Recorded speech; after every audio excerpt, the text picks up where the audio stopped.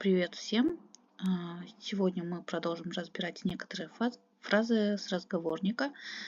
Пройдем ориентацию в городе. Как сказать «я заблудился»? Мен адашып калдым. Адаш – это блуждание, заблуждение, совершение ошибки, ошибочное действие. Но в этом случае идет как заблудиться. Кал – это вспомогательный глагол. Д – показатель уже произошедшего, да, то, что уже произошло. М ставим, потому что здесь мы говорим про меня. Мен адашып калдым, сен адашып калдың, ал адашып калды. И ставим соответствующие окончания. Я бы хотел поменять деньги. Мен акчаны алмаштыргым келип жатат. Мы с вами проходили. Келип жатат – это, хотеть чего-то, да? Акча – деньги, акчаны – винительный падеж. Что? Деньги. Алмаштыргым, то есть хотел бы поменять. Где находится автобусная остановка? Аялдама кайсы жерде жайгашкан. Аялдама – остановка. Кайсы жерде – где? Жайгашкан – месторасположение. Местонахождение, вернее. Где я могу взять такси? Мен кайсы жерде такси алсам болот. Мен, я, кайсы жерде, где, такси, так и переводится, алсам болот, можно взять. То есть слово болот можно, ал это основной глагол, брать, са, аффикс, м, потому что мен, да? Мен алсам, сен алсаң болот, біз алсақ болот. В общем, ставим окончания, которые соответствуют местоимению. Как я могу вызвать такси? Мен кантип такси чакырсам болот. Мен, я, кантип, как, такси, так и будет такси.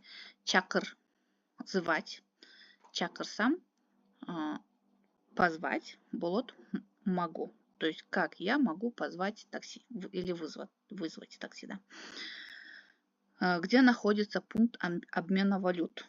Акча алмаштыруу жай кайсы жерде жайгашкан? Пункт обмена валют акча алмаштыруу жай. Кайсы жерде? Где? Жайгашкан нахождение, да, местонахождение чего-то. Где находится банк? Банк кайсы жерде жайгашкан. Где находится почта? Почта кайсы жерде жайгашкан.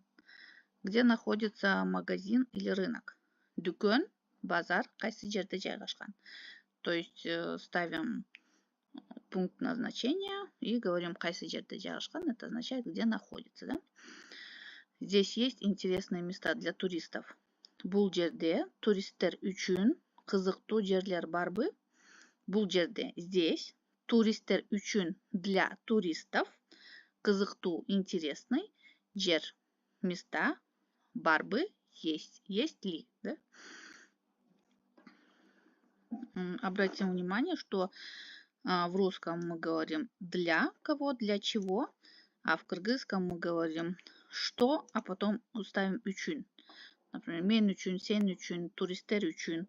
То есть предлог для в кыргызском является послелогом, да? Где здесь хороший ресторан? Жакшы ресторан кайсы жерде жайгашкан. Жакшы ресторан, хороший ресторан, кайсы жерде жайгашкан, где находится, да? Здесь рядом есть музей. Жакын жерде музей барбы? Жакын рядом, жерде место, музей так и будет, барбы есть. Есть ли?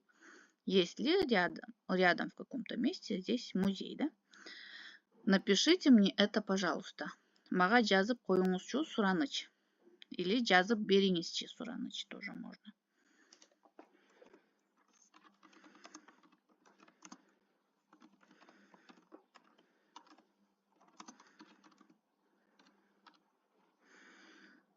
В принципе, смысл остается один и тот же.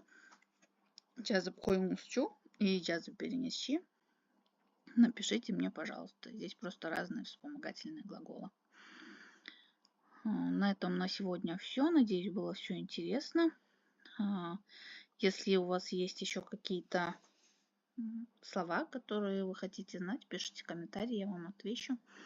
Ставьте лайки, подписывайтесь.